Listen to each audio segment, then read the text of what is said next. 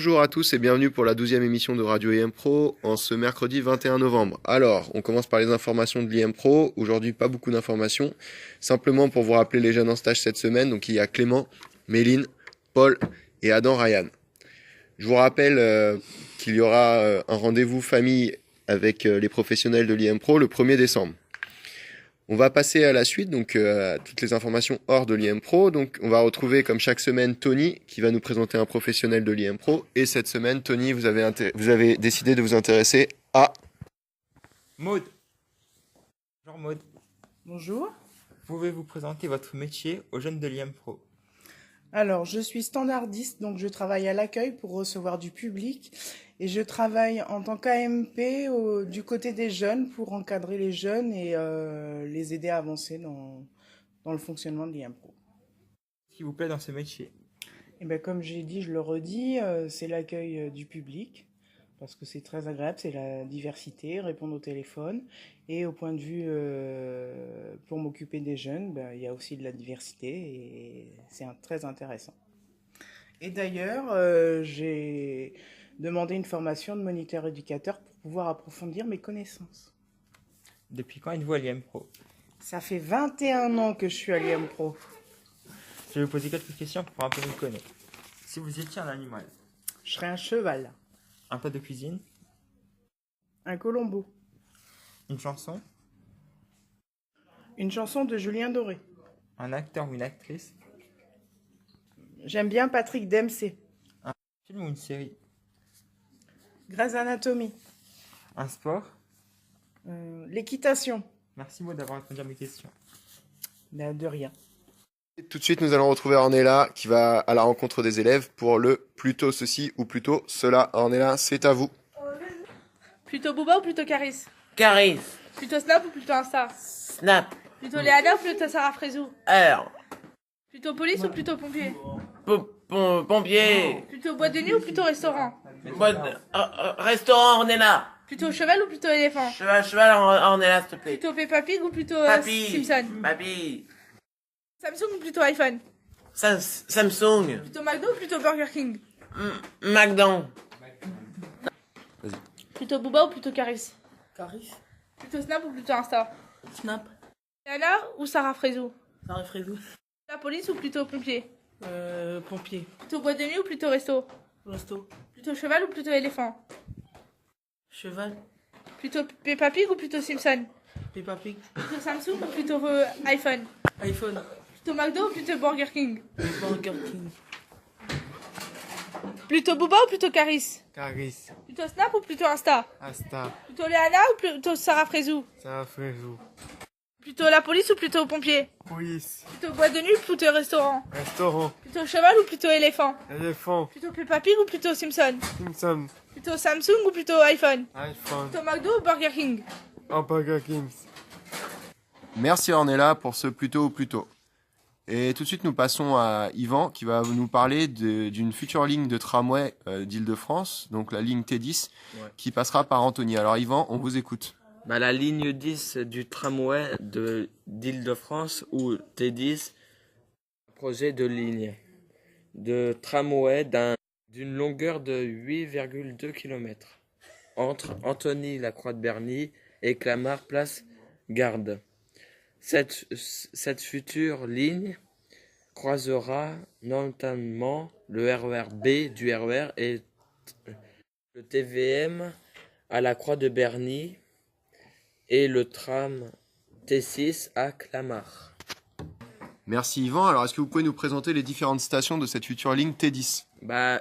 Il y a la Croix de Berny, Parc de Sceaux, il y a la vallée, le Petit Châtenay, le théâtre de la piscine, les peintres, le Cité Jardin, Vallée aux Loups, Malabry, Novéos,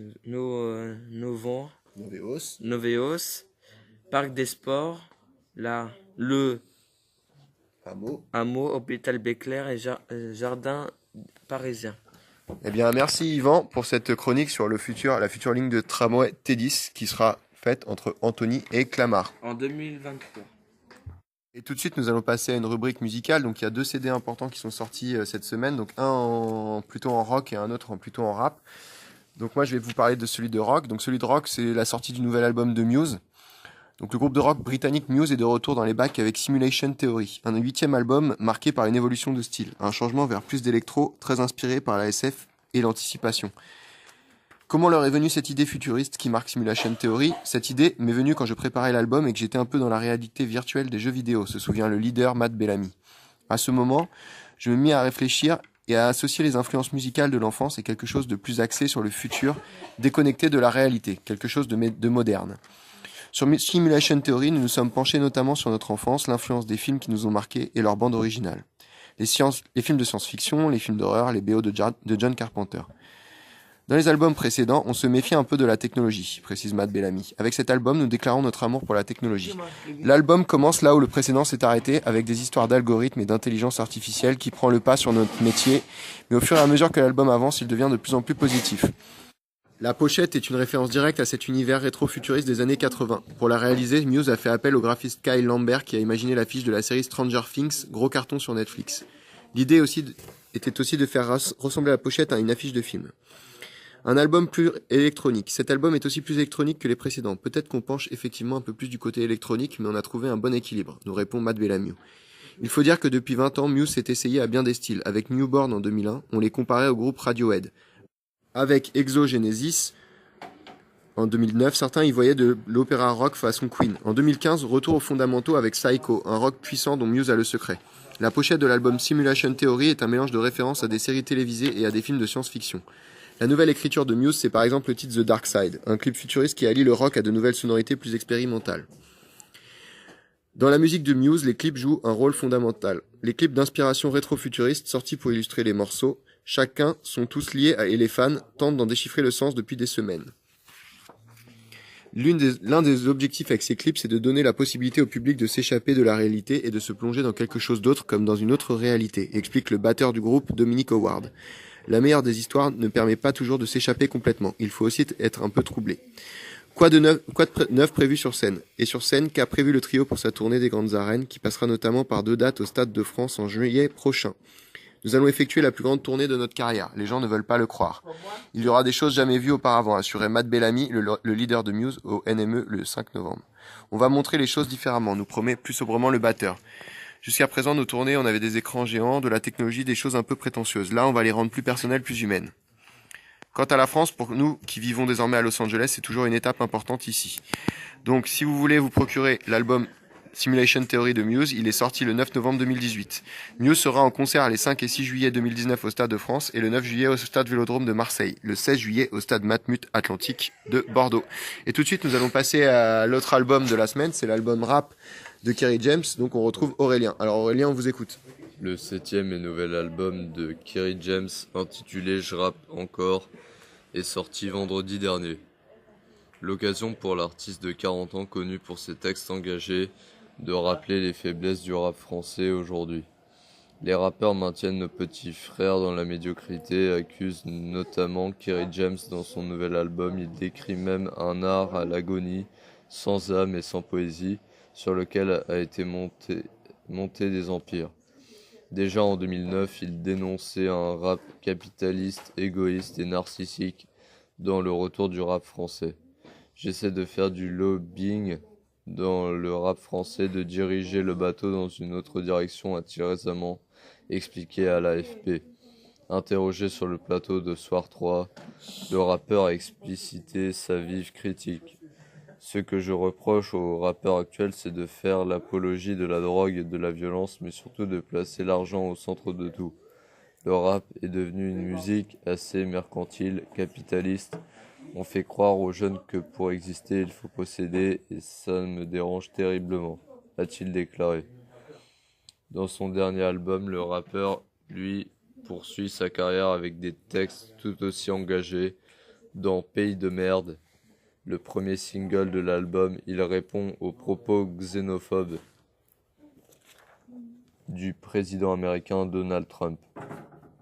Dans la chanson Amal, il rend un hommage à Amal Bentounsi, dont le petit frère Amin a été tué d'une balle dans le dos par un policier.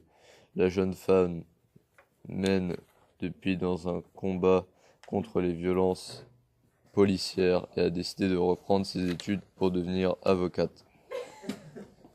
Le rappeur qui s'est essayé avec succès au théâtre l'année dernière avec sa pièce À vif sur la banlieue jouera également dans un film pour Netflix, Banlieusard. Il vient de tourner avec la réalisatrice Leila Si pour une diffusion du film prévue pour septembre 2019. Kerry James donne une tournée à travers toute la France depuis le 10 novembre et jouera au Zénith de Paris le 8 décembre prochain. Eh bien, merci Aurélien pour cette présentation du nouvel album de Kerry James. Tout de suite, nous passons aux actualités. Alors en France, Carlos Ghosn, le PDG de Renault, a été arrêté au Japon lundi. Le chef d'entreprise de 60 ans est soupçonné de malversation. Hier, on déplorait un deuxième mort chez les Gilets jaunes. Un motard de 27 ans est décédé mardi après une collision avec un camion-benne. Les Gilets jaunes veulent mener une seconde action samedi. Ils protestent contre la hausse du prix du carburant. Cette revendication pose la question des transports dans les zones rurales et périurbaines, où les gens ont souvent la voiture comme seul moyen de déplacement. Tout de suite, nous allons passer au journal des sports. Donc, pour le journal des sports ce matin, nous retrouvons trois chroniqueurs, Christopher, Aurélien et Stan. Alors Stan, on commence par le football. Alors hier, l'équipe de France. Attends. 0, Elle a gagné 1-0 contre RUD, au Stade de France grâce à un but de 0. Giroud sur penalty. Alors Christopher, est-ce que vous pouvez nous parler un peu du match? Le match fut très moyen. Seul le but a réveillé les spectateurs du Stade de France a signalé la sortie de Mbappé, blessé à l'épaule. Les prochains matchs pour l'équipe de France se dérouleront en mars 2019 pour les matchs qualificatifs de l'Euro 2020. Alors tout de suite, on va aussi retrouver une partie rugby, je crois, dans ce journal des sports. Donc rugby, Aurélien. L'équipe de France s'est relancée en battant l'Argentine ce week-end. L'encadrement du 15 de France instaure depuis peu un mode de management dans lequel les joueurs sont intégrés à l'élaboration du plan de jeu. Les joueurs répartis en petits groupes décortiquent avec l'aide d'un analyste vidéo les forces et les faiblesses de l'adversaire. Chaque groupe prépare un montage qu'un joueur va présenter. L'exercice suivi d'un échange permet de responsabiliser les joueurs. Et enfin, on finit ce journal des sports par le tennis. Alors Christopher, est-ce que vous pouvez nous parler de la Coupe Davis, de la finale de la Coupe Davis? Petite inquiétude pour Tsonga à l'approche de la finale de Coupe Davis. Le Manceau a dû écorter son entraînement à cause d'une épaule douloureuse. Eh bien, merci à mes trois chroniqueurs pour la chronique sport. Et avant de passer à une autre rubrique, nous allons faire un petit zoom, un retour en arrière sur le match France-Uruguay et sur la passion d'Antoine Griezmann pour l'Uruguay. Alors, on va retrouver Aurélien qui va nous expliquer tout ça. Hier, Antoine Griezmann a rejoué contre l'Uruguay, son pays d'adoption. L'attaquant des Bleus ne cesse de clamer son amour pour ce pays d'Amérique latine. Dorénavant à l'Atlético de Madrid, Antoine Griezmann n'a cessé de conserver ce lien si particulier avec le pays d'Edinson Cavani alors qu'il évolue avec Diego Godin et José María Giménez, les deux défenseurs centraux de la Céleste, au point qu'aujourd'hui il évoque même son deuxième pays. Buveur régulier de maté, une sorte de thé, la boisson sud-américaine traditionnelle et amateur de la culture latine, Grisou partage un lien particulier avec ce pays, notamment parce qu'il joue quotidiennement au club avec la défense centrale uruguayenne. Diego Godin est le parrain de sa petite fille. Face à l'Uruguay hier, Griezmann a notamment porté des chaussures dont une sur laquelle figurait le drapeau de la Céleste, pour rendre hommage à son affection pour le pays sud-américain. Ce qui séduit Antoine Griezmann chez ses coéquipiers, le Guaracharois. Ils donnent tout ensemble pour les coéquipiers, c'est beau, c'est ce que je vis tous les jours. C'est leur jeu, c'est celui qu'on pratique à l'Atlético, a-t-il conclu. Le Français se rendra pour la première fois de sa vie en Uruguay cet hiver. En effet, le président uruguayen Tabaré Vázquez l'a invité à lui rendre visite pour le remercier d'avoir arboré le drapeau uruguayen sur ses épaules lors de la conférence de presse donnée à l'issue de la finale de la Coupe du Monde. Et parce que Griezmann n'avait pas fêté son but contre l'Uruguay lors du quart de finale de la dernière Coupe du Monde entre les deux pays. Eh bien, merci Aurélien pour ce retour sur l'amour que porte Antoine Griezmann à l'Uruguay. Pour continuer un peu sur ce match France-Uruguay, j'ai décidé ce matin en point géographie de vous faire un petit point sur l'Uruguay. Alors l'Uruguay est un pays d'Amérique du Sud situé au sud du Brésil et à l'est de l'Argentine, dont il est séparé par le fleuve Uruguay qui lui a donné son nom. L'Uruguay a une superficie totale de 176 222 km² pour une population de 3 470 770 habitants. La langue nationale est l'espagnol latino-américain. Le nord du pays est fortement influencé par le portugais. Sa capitale est Montevideo, qui est également la plus grande ville du pays avec près de 1 500 000 habitants. Le mode de vie y est européen, teinté de culture guarani et africaine, et le niveau de vie est comparable à celui du Chili. La monnaie nationale est le peso uruguayen. Le président de la République est Tabaré Vázquez. Alors, la société uruguayenne. L'Uruguay est le premier pays à reconnaître officiellement le génocide arménien le 20 avril 1965. C'est un pays en avance au niveau de la société, puisqu'en décembre 2013, l'Uruguay devient le premier pays au monde à légaliser la production et la vente de cannabis. La même année, le mariage et l'adoption sont ouverts aux couples de même sexe. Il s'agit également du seul pays d'Amérique du Sud permettant l'avortement sur demande. Alors, quel est le climat en Uruguay ? Avec ses étés chauds et ses hivers doux, le climat en Uruguay est subtropical. Et les précipitations sont assez copieuses et plus ou moins homogènes pendant toute l'année. Le littoral connaît un climat maritime avec une certaine amplitude du fait du courant chaud du Brésil, qui augmente la température des côtes de l'Atlantique à partir de janvier jusqu'au début mai, et du courant froid des îles Malouines refroidissant leur eau de juin à septembre. L'effet des deux courants détermine une température moyenne de la mer au niveau superficiel entre 8 degrés et 23 degrés selon l'époque de l'année. La neige est rare et les hivers sont rarement rigoureux. En été, le thermomètre dépasse rarement les 30 degrés, mais monte plutôt autour des 25 degrés. Alors, la culture en Uruguay. La vie culturelle de l'Uruguay s'est épanouie dans plusieurs grands domaines, dont la peinture avec Juan Manuel Blanes et Pedro Figari, la sculpture avec José Belloni et la musique avec le candombe et le tango, avec notamment des artistes comme Jaime Ross et Jorge Drexler. Les écrivains sont José Enrique Rodó, Horacio Quiroga, Juan Carlos Ornetti, Mario Benedetti, Eduardo Galeano, Jorge Mahfoud et Ricardo Passero. Le football occupe une place très importante dans la vie sportive, surtout depuis les Coupes du Monde de 1930 et 1950, toutes deux remportées par l'équipe nationale des Célestes. Les sports équestres hérités des gauchos jouent aussi un rôle essentiel dans le pays. Alors, démographie. La population de l'Uruguay est essentiellement concentrée sur le littoral. La population est essentiellement urbaine, c'est-à-dire elle vit dans les villes. 90,7% des gens vivent dans les villes, dans les 20 plus grandes villes du pays. Principalement à Montevideo avec 1,4 million d'habitants. La majorité des Uruguayens sont des descendants d'Européens arrivés au 19e siècle, dont la plupart étaient originaires d'Espagne ou d'Italie. Alors pourquoi se rendre en Uruguay ? Car c'est un pays qui a énormément de plages. Montevideo est également une capitale à taille humaine, ce qui la rend agréable à arpenter à pied. On y apprécie la beauté des différents paysages et le calme du pays. Pour les gourmands, n'hésitez pas à faire des haltes pour déguster de copieux asados, les traditionnels barbecues sud-américains, ou le plat local, le chivito, un sandwich au steak et au lard. Le chivito est composé de minces tranches de filet mignon, garnies de fromage mozzarella et de tranches de tomates, bien pris dans du pain blanc et badigeonné de mayonnaise.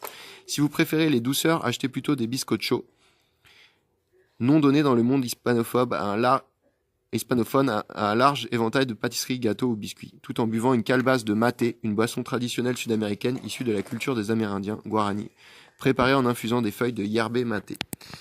Et tout de suite, nous allons passer à une autre rubrique. La rubrique, c'est la rubrique retour de stage. Et cette semaine, Yvan va aller rencontrer Diriata pour savoir comment s'est passé son stage. Où tu étais en stage? À la Cardon, à Palaiso. Et tu as fait quoi en stage? J'ai fait de la cuisine, de la restauration.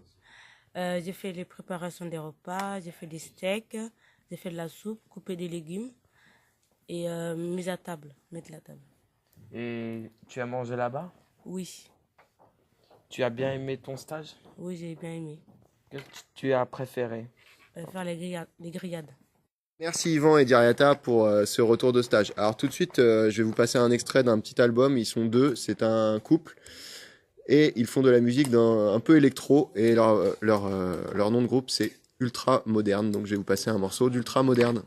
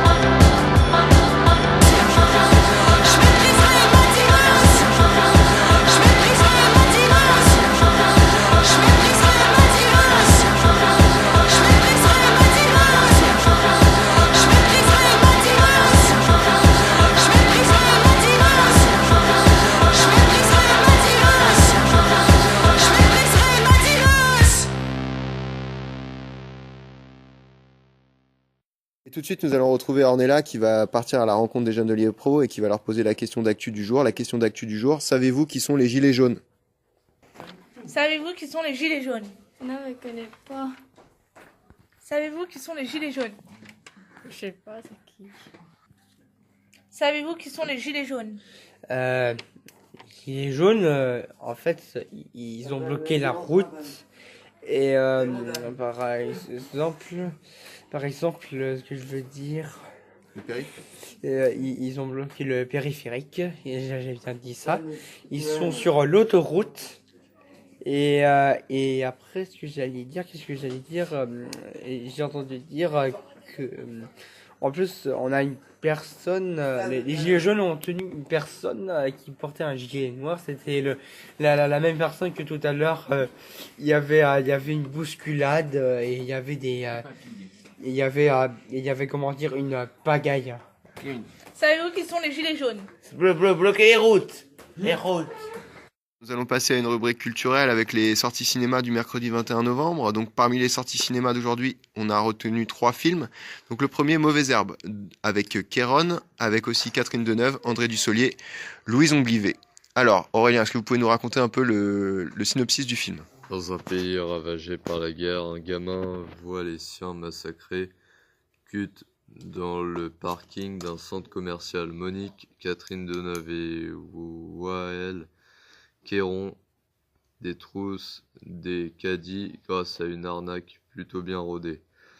Lui, c'est l'enfant rescapé et la dame indigne, celle qui l'a recueilli, jusqu'au jour où un de leurs pigeons se trouve être un vieil ami de Monique, Victor, André Dussolier, à la recherche d'un éducateur pour 6 ados. Deuxième extrait, c'est Yo Medine, un film de Shoki avec Radi Gamal, Ahmed Abdelafiz et Shahira Fahmy. Alors, Aurélien, on vous écoute pour le synopsis. Béchaï, abandonné petit dans une léproserie où il vit encore, est un homme qui ne possède rien.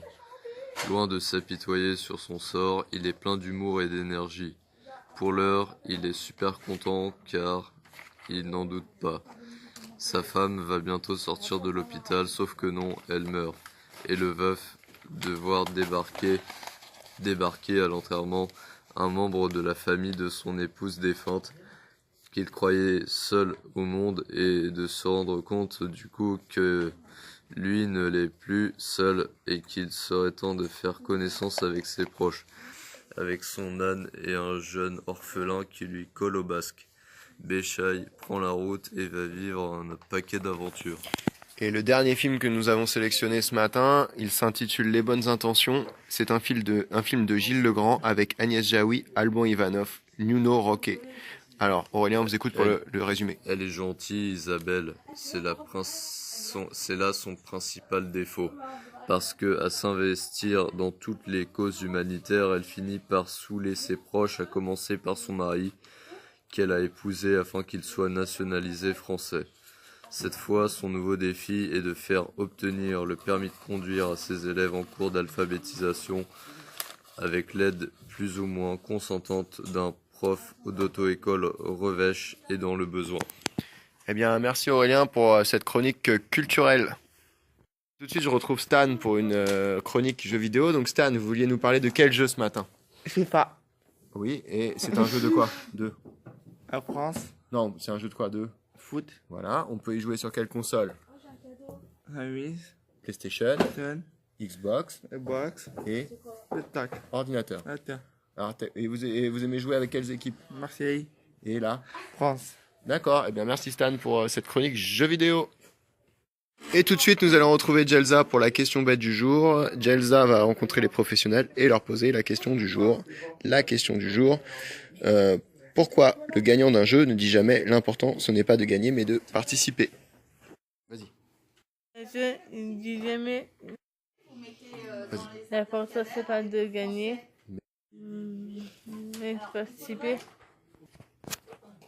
Eh bien, parce qu'ils ont gagné. Alors, on oublie souvent de dire que l'important, c'est de participer. Quand on a gagné, c'est souvent une formule qu'on dit quand on perd pour rassurer les gens. Mais comme eux, ils ont gagné, ils s'en fichent, en fait, de savoir si c'est important de participer ou pas, puisqu'ils ont gagné. Vas-y. Pourquoi il a gagné un jeu? Jamais. 1, 2. L'important, c'est pas de gagner. L'important, c'est pas de gagner et de participer. Bien. Très bonne question. Je dirais que c'est peut-être ce qu'on nous dit depuis qu'on est petit. L'important, c'est de participer, pas de gagner. Alors, effectivement, c'est bien de participer et c'est bien aussi de gagner. Pourquoi on gagne des jeux? Je dis jamais. L'important, c'est pas de gagner, c'est de participer. Ça parce que comme il a déjà... Lui, il a gagné. Hein, donc il veut pas en plus que les autres ils soient encore plus déçus. Donc il dit rien. Il dit juste... il dit rien. Il est content d'avoir gagné, mais il garde le fait d'être content pour lui. Il veut pas que les autres ils soient encore plus enragés, encore plus mécontents. Il n'en rajoute pas une couche. D'accord? Voilà. Tout de suite, nous retrouvons Janice pour la météo. Alors Janice, aujourd'hui il fait bon sur tout le pays, oui, il fait 0 degré le matin et 6 degrés l'après-midi. Oui, parfait. Alors demain aussi il fera bon sur tout le pays. Il fera -1 le matin et 9 degrés l'après-midi. Eh ben super Janice, merci beaucoup pour ce point météo. Merci, c'est déjà la fin de la 12e émission. Passez une bonne semaine, un bon week-end et on se retrouve pour la semaine prochaine. À la sympa! À la prochaine!